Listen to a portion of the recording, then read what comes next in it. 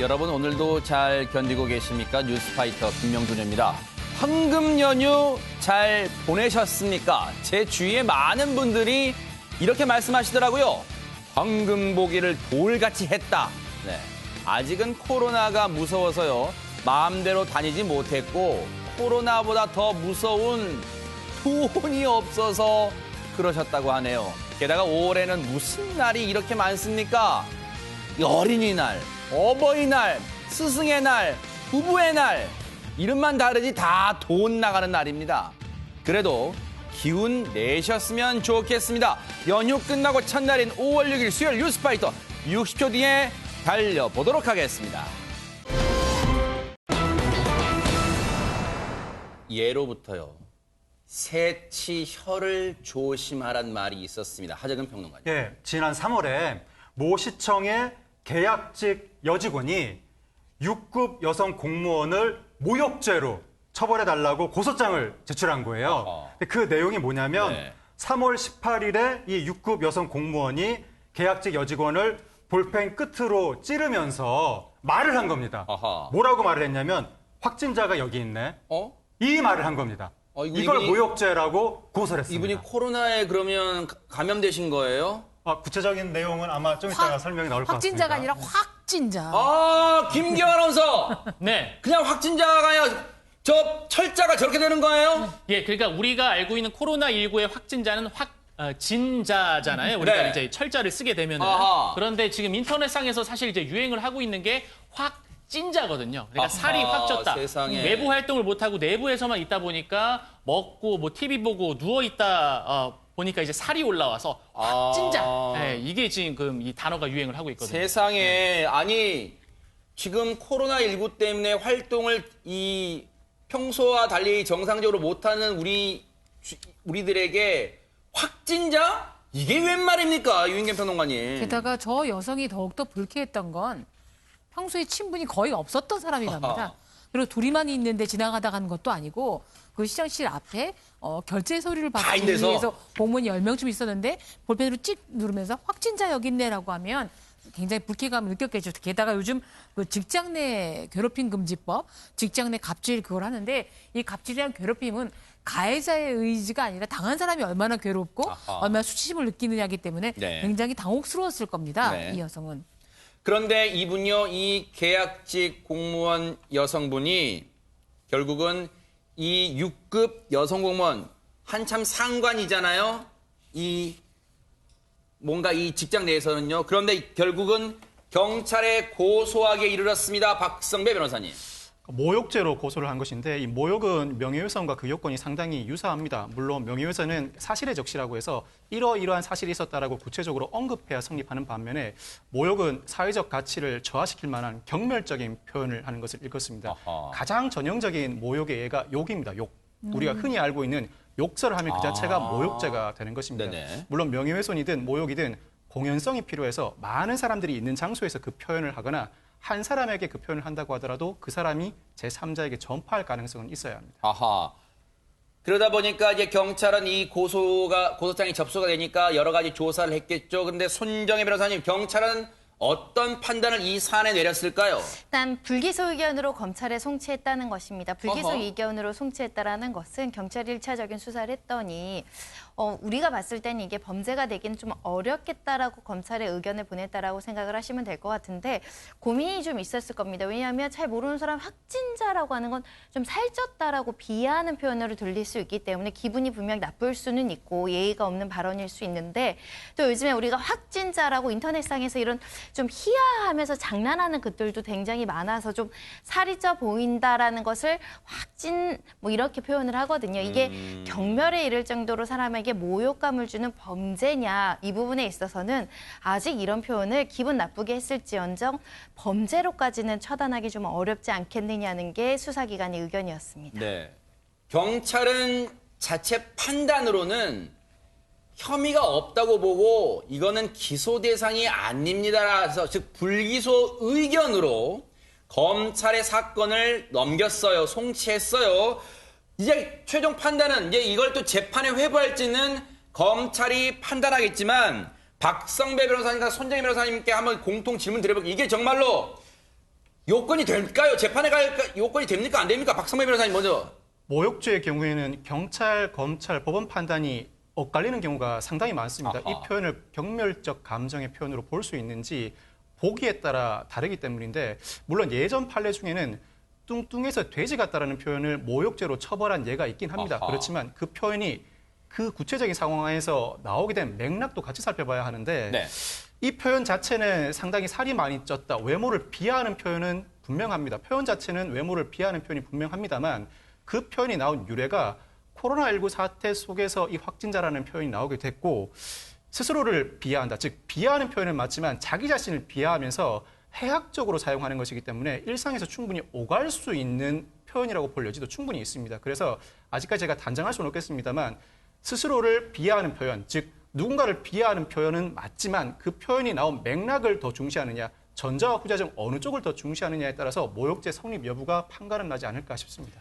아니 근데 손정혜 변호사님, 우리 물론 다른 사건이지만 우리 공연 음란죄라는 게 있잖아요. 그것도 둘만 있는 장소라기보다는 공공연한 장소, 남들이 다 볼 수 있는 장소가 할 때 그 판단 중요하다 그랬잖아요. 그러면 여기도 앞서 결제 서류 다 들고 여러 명이 있는 데서 그랬잖아요. 이것도 뭔가 좀 심각한 거 아니에요, 사안이? 그러니까 오히려 둘만 있을 때 이런 발언을 했으면 이렇게까지 불쾌함을 느끼지 않았을 텐데 10명이나 있는 공무원들이 있는 사이에서 더군다나 본인은 직급이 훨씬 낮은 상황이었기 때문에 위에서 윗사람이 그런 얘기를 했을 때 이것이 단순 뭐 장난이라든가 해학적 표현보다는 나를 무시해서 좀 이렇게 좀 비하하는 표현을 한 게 아닐까라는 감정이 있었기 때문에 이렇게 고소까지 이른 게 아닐까 생각이 드는데 그래서 아까 제가 초반에 경찰이 좀 고민됐을 거다라고 이야기를 했습니다. 네. 그런데 살이 좀 쪘다. 살이 쪘다.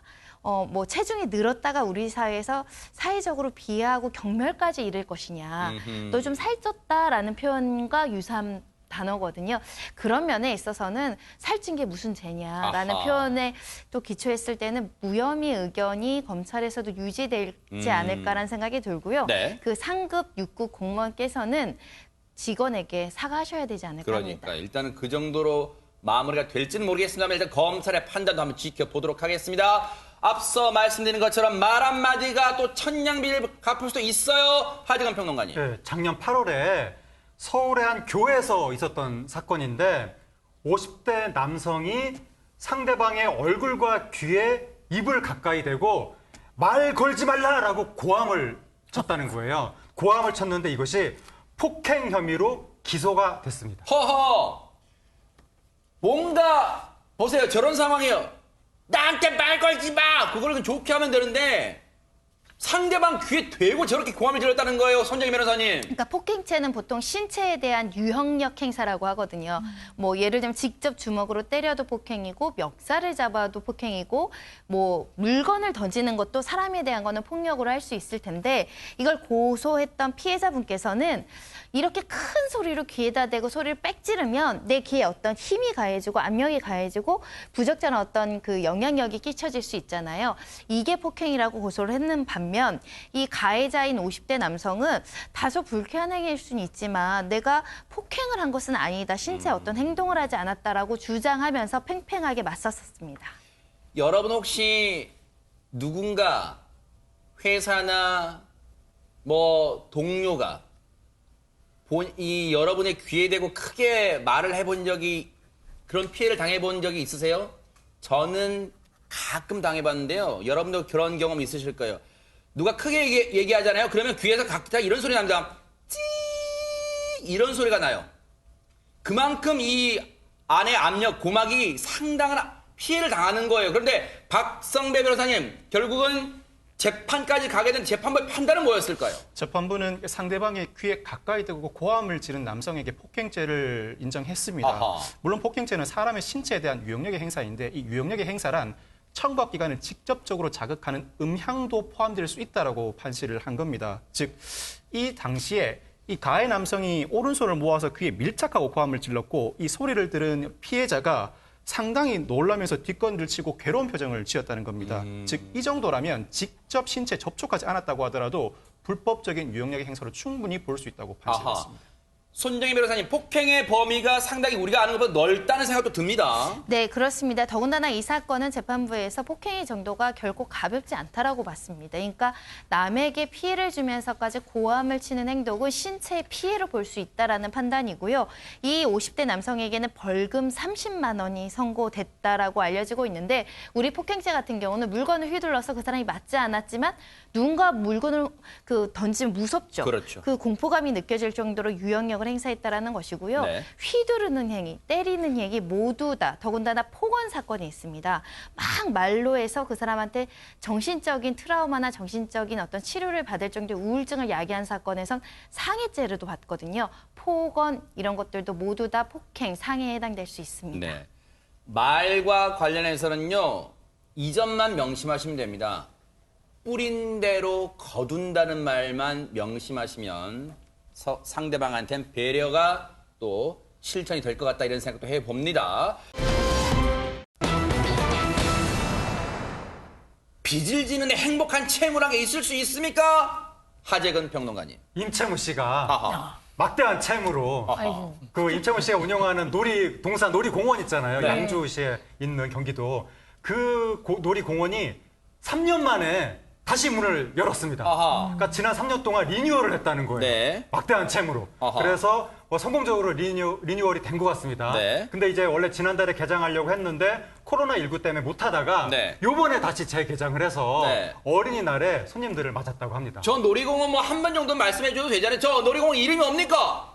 두리랜드입니다. 아, 그래요? 저기는 둘이만 가야 됩니까, 그러면? 그건 아니죠. 3시 가도 됩니다. 4시 가도 되죠? 그럼 네. 김경을 하면서 규모가 저기 한 번쯤은 가보진 않으셨어도 아마 차를 타고 지나가면서 우와, 구경은 이 겉의 모습은 보시는 분 많을 텐데 규모가 어느 정도 될까요, 김경 아나운서? 예, 그 규모가 꽤 됩니다. 아, 그래요? 둘이 가도 되고 혼자 가도 되는데요. 아하. 일단 한 3,000평 정도의 규모가 된다고 이야. 합니다. 이게 국내에서는 놀이동산으로 따졌을 때 한 6번째 네. 정도 되는 그 규모라고 하고요. 네. 근데 어제 어린이날이었잖아요. 네. 이게 이제 30여 년간 운영을 또 해오셨고 3년 만에 재개장을 했단 말이에요. 네. 영상을 보면은 많은 이제 어린이들이 가족들과 함께 이제 왔습니다. 아, 어제 직접 가서 찍어온 거예요? 아하. 예, 네. 이제 마스크도 이제 직원들과 우리 찾아온 가족분들도 다 마스크를 착용하시고 발열 체크 다 하고요. 네. 이 방역에 대한 이제 준비를 철저하게 했고 이 안에서 아이들이 재밌게 이제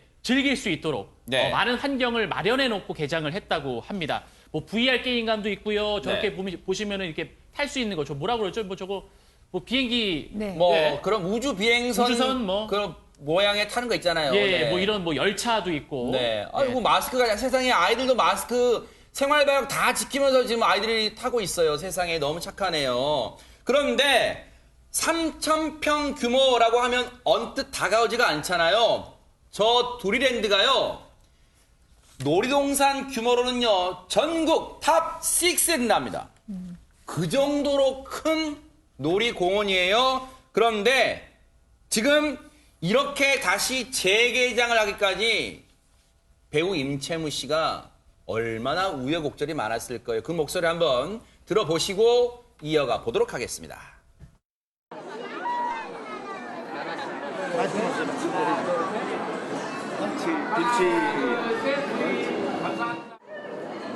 너 이제 텔레비전에 나온다 이제. 오케이. 너도 나온다. 이거 텔레비전 나와서 얼굴 보고 나도 배우 할래. 그러니까 재개장이라고 하기보다는 이제 사실 신축이죠. 처음 문 연 게 1990년도였는데 그동안에 우여곡절 끝에 그 IMF도 겪었고 수해도 겪었고 그래서 상당히 어렵게 진행해 오다가 도저히 어떻게 경영 운영을 더 이상 할 수 없어 문 닫았다가 이제 그만두려고 마음먹었다가 원래 이게 내 꿈이었고 30여 년 넘게 해오던 건데 이대로 접을 수는 없다. 다시 한번 더 좋은 공간을 만들어서 여러 사람과 공유하자. 그런 뜻을 갖고 계셨군요. 근데 박성배 변호사님 혹시 저기 가보셨어요, 두리랜드? 아니요, 아직 한 번도 못 가봤습니다. 아하. 보니까 굉장히 넓기도 하고 재밌어 보여서 코로나19 사태가 좀 더 진정되면 꼭 한번 찾아가 보고 싶습니다. 그러니까요. 네. 이 두리랜드가 임채무 씨 설명처럼 우여곡절이 많았습니다. 1990년에 처음 개장을 했는데 2006년 경영난으로 3년간 휴장을 한 적도 있습니다. 아하. 그러다가 다시 재개장을 해서 운영하다가 2017년 10월에는 미세먼지 등 환경 오염을 방지하기 위한 실내 공사를 이유로 아하. 다시 휴장이 들어갔다가 이번에 3년 만에 리뉴얼 재개장을 한 것인데 네. 저곳이 특이한 점이 이 키즈 카페가 온종일 프리랍니다. 무료랍니다. 그래요? 예, 그리고 교육당에서는 여러 가지 교육도 진행돼서 불 끄기 그리고 심폐소생술과 같은 온 가족이 함께 받으면 좋은 교육도 실시하고 있다고 합니다. 예. 유인경 평론가님 혹시 저기 가보셨어요? 예, 저는 아이 어릴 때 저기 한번 아, 갔었습니다. 그러셨어요? 네. 근데 대부분은 뭐 용인이라든가 서울 근교에 있는데 어떤 지역에서 저렇게 놀이동산을 크게 운영하고 아하. 더구나 그 주인 운영자가 임채무 씨라는 거에 대해서 깜짝 놀랐는데 네. 어마어마한 사명감 없이 운영할 수가 없는 곳입니다. 네. 40대에 시작해 지금 72이나 되셨거든요. 진짜예요? 네. 근데 제 딸도 그때 아주 어릴 때가 지금 30대가 됐는데 어허. 어릴 때 왔던 30대가 자기 아이를 데리고 다시 오는 걸 볼 때 이제 보람을 느낀다고 임채무 씨가 말씀하셨는데 어허. 저는 이걸 보면서 굉장히 좀 제가 속물이라고 느낀 게 저 같으면 저 땅에 굉장히 좋은 리조트 시설이라든가 전원주택이라든가 이런 거에서 사익을 추구했을 텐데 네. 저렇게 직접 와서 늘 기구도 돌리시고 일도 보시고 네. 뭐 하는 걸 보면 아 훌륭한 분이구나라고 해서 한번 느끼게 됐습니다. 네. 예. 제가 하고 싶었던 말씀을 대신해 주셔서 아, 감사드립니다. 네. 네. 그런데 진짜로 유인경 평론가님 말씀처럼 코올리게 때 왔던 분들이 이제는 어엿한 부모가 돼서 그 자제분들을 데리고 놀이공원 오는 걸 보면서 임채무 씨가 참 격세지감도 느끼고 또 보람도 느낀다 그런 말씀을 드렸다는데 예전하고 지금 가장 달라진 게 뭘까요, 하재근 평론가님 그러면? 요번에 생겼습니다. 입장료가. 입장료? 예, 원래 입장료 없는 걸로 유명했었거든요. 그러니까요. 입장료가 과거에 이제 처음에 개장했을 때 젊은 부부가 네. 아이 둘을 데리고 왔는데 네. 입장료가 없어서 돌아가는 모습을 보고 너무 마음이 아파서 그때부터 입장료 폐지, 수십 년 동안 무료 입장 시스템으로 운영을 하다가 아하. 도저히 더 이상 이제 버틸 수가 없어가지고 요번에 이제 입장료를 받기 시작했는데 입장료 받는다고 하니까 일부에서 또 육두 문자를 쏟아내면서 욕을 하더라. 뭐 또 그런 이야기를 했습니다. 저희가 안 들어볼 수가 없잖아요. 초심을 잃으신 거예요. 임채무 씨 그 얘기 한번 듣고 이어가 보도록 하겠습니다. 내가 한 행위에 대해서 후회를 잘 안 하는데 이번에 처음으로 후회를 한번 했어요. 사실 30여 년 동안 무료로 운영을 했잖아요. 근데 이제 이게 규모가 커지고 이게 실내로 한 거의 4,000평이 돼요. 그리고 직원도 그동안에는 한 12~13명 이랬다가 지금 한 5, 60명이 되고 근데 지금 인건비도 많이 올랐잖아요. 그래서 이제 입장료를 받다 보니까 이제 4일 됐는데 4일 동안에 참 우여곡절 좀 무슨 천태만상의 사연들이 많아요. 돈을 왜 받느냐 해서 직원들이 매도 맞고 어제는 또 황당하게 왜 두리랜드를 돈을 받느냐고 양주시청에다 민원을 넣어가지고 시청에서 왔어요. 낙담했다고 할까. 그래서 이게 정말 세상 갈수록 견디기가 쉽지 않구나. 이게 모든 게 참 우리 그런 말을 하잖아요. 유인경 평론가님 참 모든 게 내 맘 같지가 않다 이런 생각도 합니다. 그렇죠. 그런데 한번 그분에게 묻고 싶어요. 왜 입장료 받느냐는 분한테 왜 안 받아야 되죠? 왜 안 받아야 되죠? 그런 분들 아마 명품 사는데 좀 큰 돈 쓰시지 않을까 싶은 생각이 들기도 하고요. 임채무 씨가 워낙 굉장히 진짜로 채무에 시달려서 트로트 가수로 변신해서 밤무대에도 쓰시거든요. 드라마 출연도 하고 그런 돈들을 다 털어서게 하시고 적어도 두리랜드를 찾는 이들에게는 굉장히 가족의 기쁨과 그 놀이시설 즐기며 동심을 하고 사실 어릴 때 기억하면 저런 데 갔던 놀이동산에 갔던 추억이 굉장히 많잖아요. 그래서 아이들에게 꿈과 사랑을 심어주는 것에서 입장료 정도 하나에 뭐 굉장히 무슨 돈을 많이 받는다라든가 아니면 뭐 요만한 1,000원짜리 음식을 10,000원에 판다든가 횡령하는 것이 아니라면 충분히 좀 이해를 해주셨으면 하는 바람입니다. 저는 임채무 씨하고 개인적인 친분 하나도 없습니다. 네. 예. 이번에 뭐 입장료를 받은 이유는 있을 거 아닙니까, 손정희 변호사님? 이 어마어마한 투자금이 들어갔다는 거예요. 여기에만 200억 가량을 투자를 했는데 그래요? 보통 투자라는 건 수익을 바라면서 하는 것인데 이것은 밑 빠진 독에 그 물 붓는 것처럼 실제로 아파트 두 채를 팔아서 전 재산을 쏟아 부으셨다고 하고요. 드라마 하시면서 출연료 받잖아요. 그것도 여기 놀이동산에 다 투자할 수밖에 없었고 그럼에도 부족해서 은행에 실제로 빚까지 내서 이런 사업을 하신 겁니다. 빚이 얼마냐면은 140억.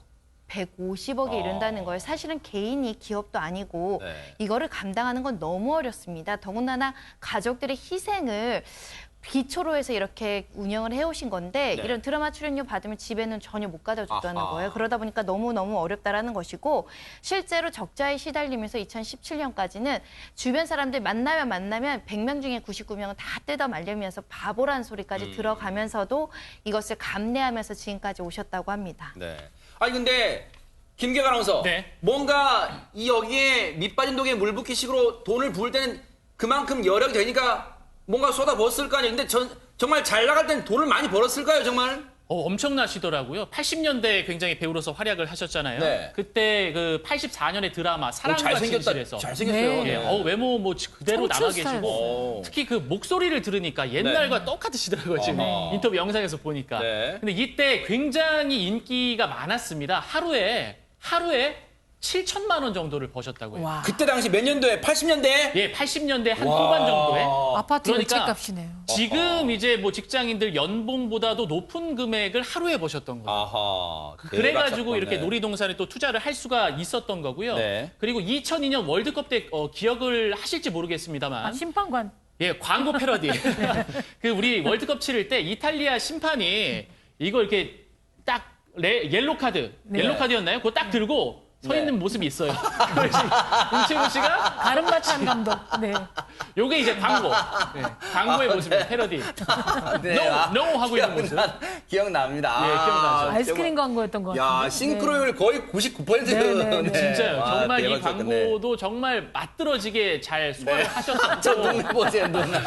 이게 지금 봐도 웃기네요, 이거는. 네. 그 정도로 정말 최고의 전성기를 구가했고 그 돈을 오롯이 저 평생 꿈이었던 두리랜드에 다 쏟아 부으셨는데 예, 한 가지 또 네. 얘기하고 있어요. 네, 이거 뭘까요? 굉장히 중요한 얘기인데 네. 그 임채무 씨가 이 두리랜드를 운영하면서 직원들에게 좀만 지나면 내가 아파트 한 채씩 사주겠다. 네. 그게 공언을 한 거예요. 약속 지켰어요? 지켰어요? 실제로 사주셨대요. 진짜예요? 3년만 근무를 하면 사주겠다.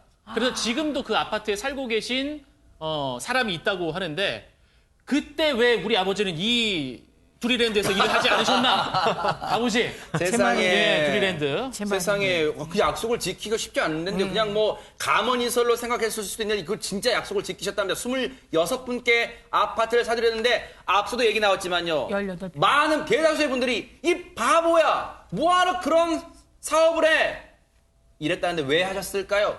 관련 얘기 들어보시고 이어가 보도록 하겠습니다. 지금도 오늘도 어떤 사람이 와서 그래요. 왜 힘들게 나이 먹어가지고 이걸 하느냐. 돈 벌려고 하는 거 아니다. 돈 벌려고 여기다 뭐하러 190억을 투자해서 하겠어요. 그 돈 가지고 살지. 오늘도 있어보면 알지만은 여기 와서 인상 쓰는 사람은 한 명도 없어요. 다 즐거워 한다는 거예요. 그럼 나도 즐거운 거거든요. 그것 때문에 이걸 못 버리는 거예요. 매력이 있어요. 특히 이 어린아이들하고 같이 있는다는 게 굉장히 위안이 되고 위로가 돼, 내 삶에. 그러니까 이걸 못 버리는 거예요. 아니 그러면 하재근 평론가님 네. 저걸 평생 못 놓으신 빚은 언제 갚아요? 그러니까 채무가 문제인데 네. 재미가 문제.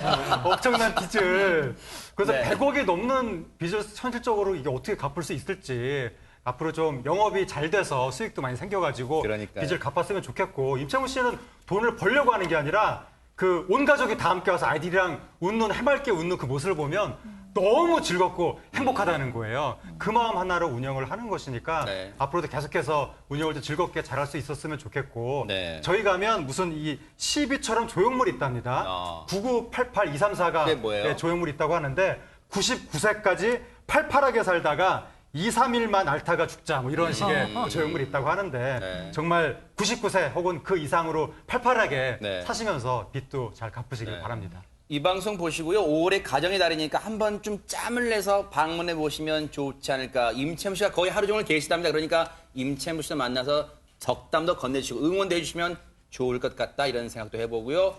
임채무 씨 힘내시기 바랍니다. 응원하겠습니다. 이분 하면은 이 제목을 빼놓을 수가 없어요. 아모르 파티. 누굽니까? 김기현 아나운서. 바로 가수 김연자 씨의 네. 이야기입니다. 이 김연자 씨가 최근 한 예능 프로그램에 출연을 해서 그 북한에서 공연을 했던 그때 당시의 비하인드 스토리를 공개해서 아, 맞아. 화제가 북한 공연 한 적 있어요. 기억나요. 네. 되고 있습니다. 조금 오래 전이죠. 2001년. 네. 국내 가수로서는 최초로 북한에 가서 공연을 치릅니다. 이거 네. 굉장히 대단한 거죠. 네. 근데 그때 당시에 평양에 도착했는데 굉장히 좀 무서웠다고 해요. 아이고. 내가 돌아오지 못하면 어떡하나 살아 돌아갈 수 있을까라고 해서 갔는데 앞에서 이제 분홍색 꽃을 든 아줌마들이 굉장히 날 반겨줬고 네. 자선 공연을 사실 2년 동안 해왔었는데 당시 이제 김정일 위원장이 자선 공연이 웬 말이냐 하면서 금일봉까지 줬다는 그 스토리를 공개를 했습니다. 2001년 우리나라 가수 최초라는 말은 조용필 씨보다도 먼저 북한에 첫 단독 공연했다는 그 말로 해석이 될 수 있다는 얘기예요. 그런데 김정일 위원장한테 금일봉 레알 근데 진짜로 하니까 뭐 어쩔 믿어야 되잖아요. 진짜 그거 대단합니다. 손정희 변호사님. 네, 김일봉까지 받았다라는 김연자 씨인데요. 아찔했던 일화가 있다라고 합니다. 왜냐하면 공연이 끝나고 이제 만찬 자리가 있었는데 김정일 위원장이 있으니까 궁금한 게 일반 사람들 많을 수 있잖아요. 신기하기도 한데 네, 굉장히 용기도 있으셨나 봐요. 위원장님, 혈액형이 뭐예요? 물어본 거예요. 순간 분위기가 엄청나게 살벌하게 싸늘해졌다라는 것이고요. 이른바 갑분싸. 네, 물어보면 안 되신다고 옆에서 그렇게 말씀하셨다는데 네. 그때 김 위원장이 괜찮다고 하면서 나 A형이라고 말해줬다 이런 일화를 전달했는데 측근들은 놀랬을 것 같습니다. 그래, 놀란 가슴 아마 주변 사람들은 쓸어내렸을 것 같기도 하는데 사실 뭐 히트곡 하면 수많은 곡이라서 뭐 일일이 열갈 수도 없잖아요. 하재근 평론가님. 예, 그렇죠. 김연자 씨 뭐 히트곡 정말 많았고 옛날에 수운동부터 해서 최근에는 아모르 파티 이게 트로트하고 그 저기 EDM을 결합을 시켜서 젊은 층한테도 굉장히 인기를 끌고 대학 축제에서도 사랑받고 네. 그러는데 사람이 그 가수가 자기 인생을 가사 따라 살게 된다는 이야기가 있거든요. 네. 근데 요거 최근에 인기를 끌고 있는 아모르 파티 보면 가사가 네. 연애는 필수, 네. 결혼은 선택. 거기 아하. 그 가사가 있거든요. 네. 근데 진짜 김연자 씨가 지금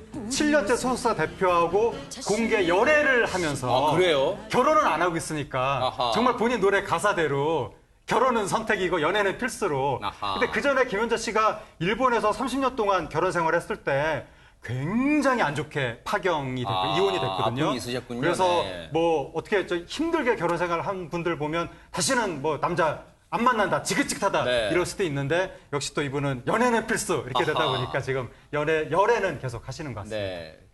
자, 공개 연애가 편하다는 김연자 씨의 히트곡 안 들어볼 수가 없죠. 아모르 파티 듣고 이어가 보도록 하겠습니다.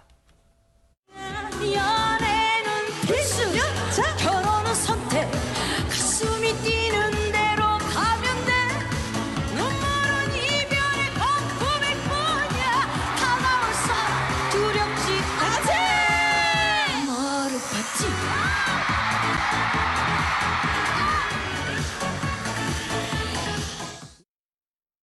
이야, 어떻게 하죠? 지금 저 연세에. 1952년, 59년생이니까 62세입니다. 이야. 예, 환갑친가 마돈나보다 한 살이 어린데요. 예. 그런데 김연자 씨의 경우에 저렇게 연애는 필수, 결혼 선택이라고 말할 수 있는 건 네. 60대가 돼 보면 어떤 것도 포용할 수 있는 게 된다는 거죠.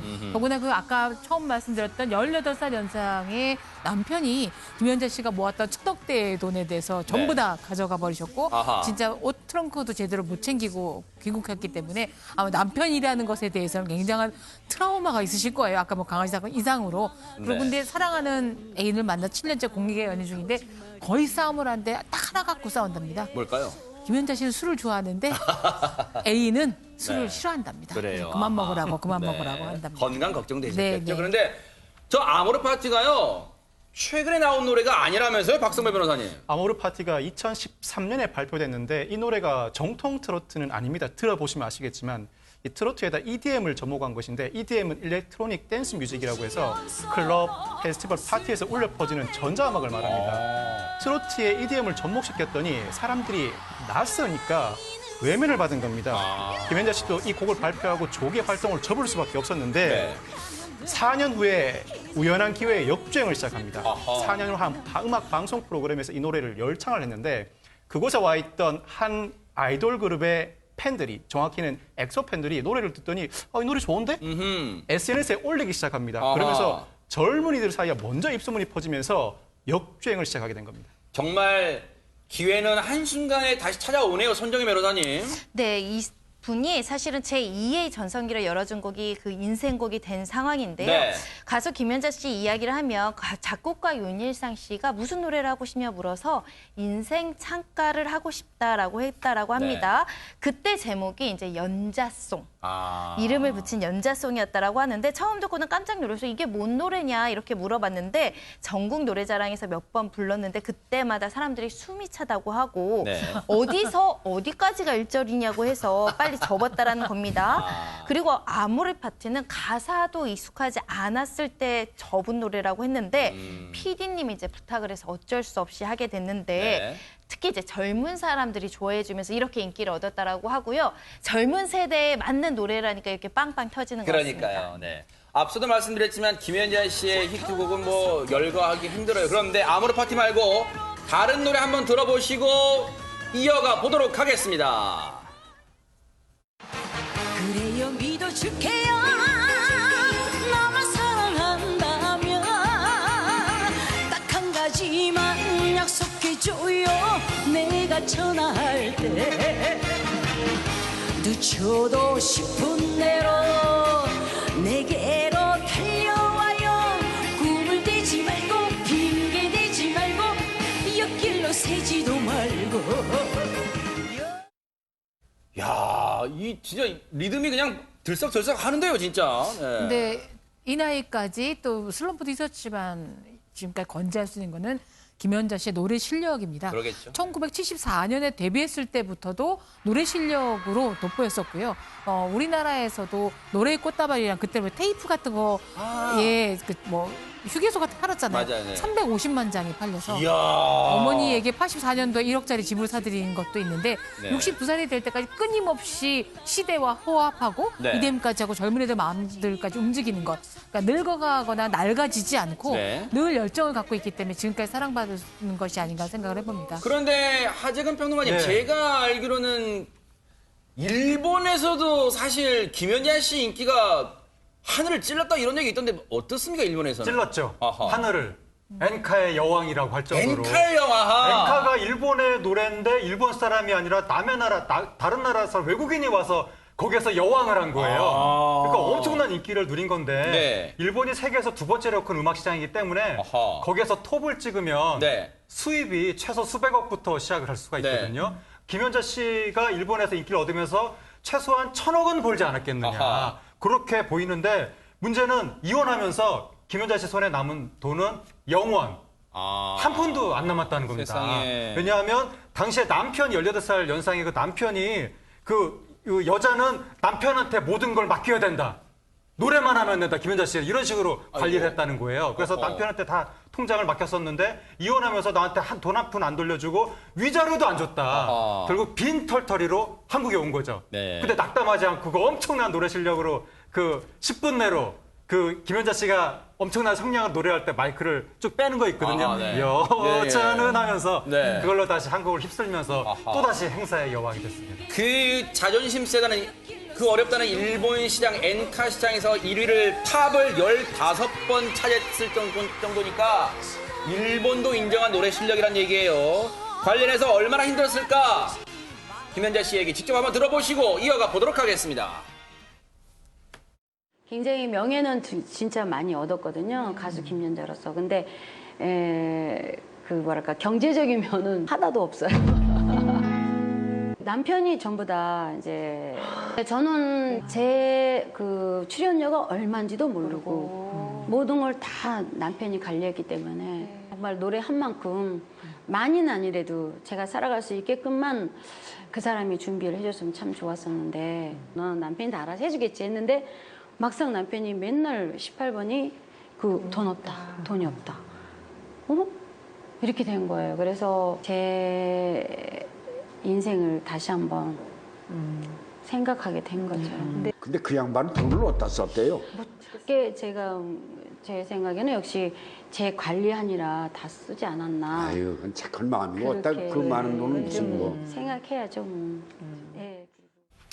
앞서 임채무 씨도 그렇고 김연자 씨도 그렇고 저만의 생각은 아닐 거예요. 시청자분들이 어우 이 바보같이 착해 왜 이렇게 바보같이 착해 아마 이런 생각 하실 거예요. 하지만 두 분께 김연자 씨 그리고 임채무 씨 다 힘내시고 다시 한번 제2의 전성기, 제3의 전성기도 누리실 수 있도록 뉴스파이터가 따뜻하게 힘있게 응원해 드리도록 하겠습니다. 감사를 드립니다.